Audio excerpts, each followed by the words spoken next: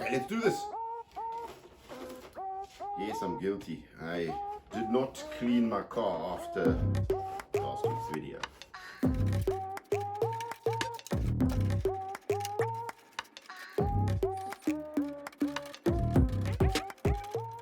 So, hey guys, welcome to this week's show. Today we're going to be talking about weight boxes and weights inside the weight boxes and where to place them.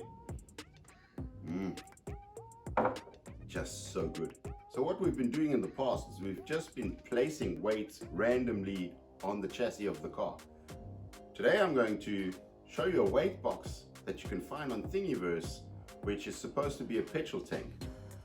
You can print it out, it's hollow.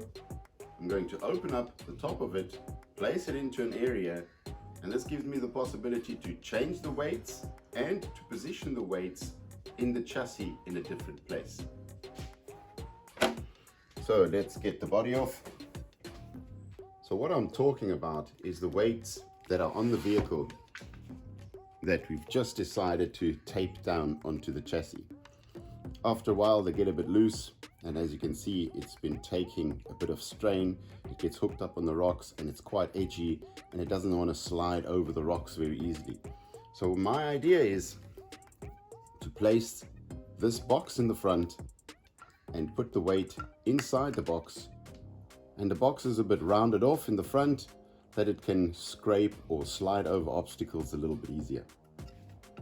So I'm going to be removing the front beam and replacing it with the box.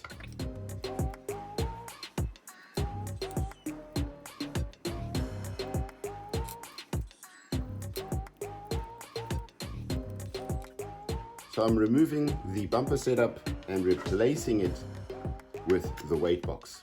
Now the weight box doesn't slide in all the way because the chassis has a curve over here.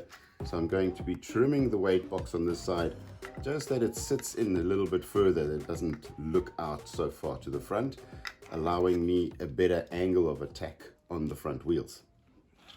I've cut the box at an angle so that it kind of fits the angle of the chassis. So now I can push the box a little bit further back, but not obstructing my steering setup. And when I put the body on, it's nicely tucked in out of the way, giving me a very nice angle of attack. Now for the rear box, I'm going to be doing the same. I'm going to be removing the bumper setup and placing the box in its place.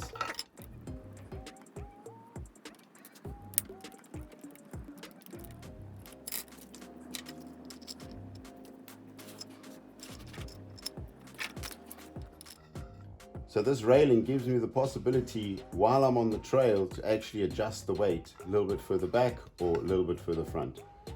If you want to run bumpers, you could put this back on, but on the front, you will lose your bumper. You're not going to be able to put the bracket back on. Now, because it was printed hollow, obviously, I need to open this in order for me to place the weight inside the box. So I'm just going to mark it so that I can cut it out.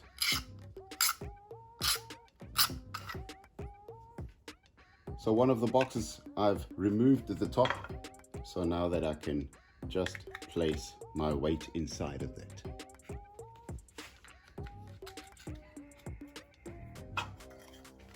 Now all I need to do is do it to the front box.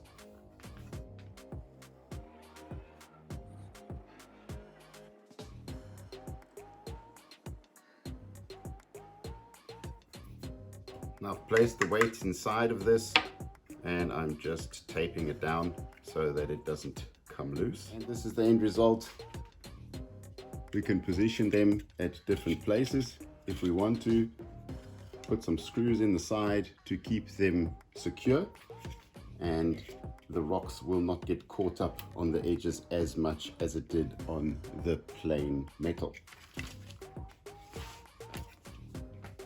I'm just using a different threaded screw so that it holds onto the plastic a little bit better.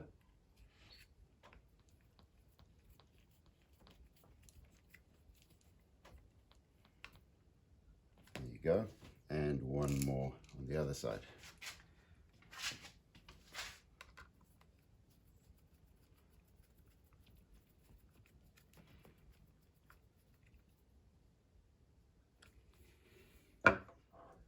So here we have the end result. Everything's tucked up nicely, everything's secure, screwed in properly, nothing's flapping around, nothing's moving around, and I'm sure it's going to slide over the rocks a lot easier. Only one thing left to do is test it out on the trail.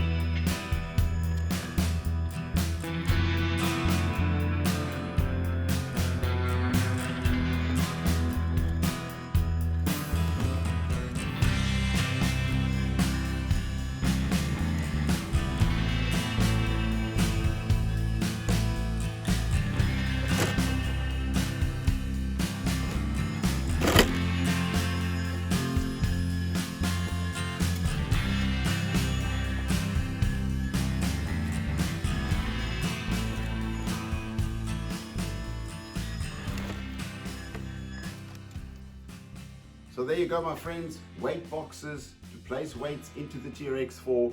Find them on thingiverse.com. Just type in TRX4 and it'll give you a whole lot of stuff that you can 3D print on your 3D printer. So check them out. Don't forget to support the creators of all those 3D printed parts so they can keep on creating more and more stuff for the TRX4. So that's it for this week, my friends. Click that notification bell, subscribe to the channel, and we'll see you guys next week. Bye.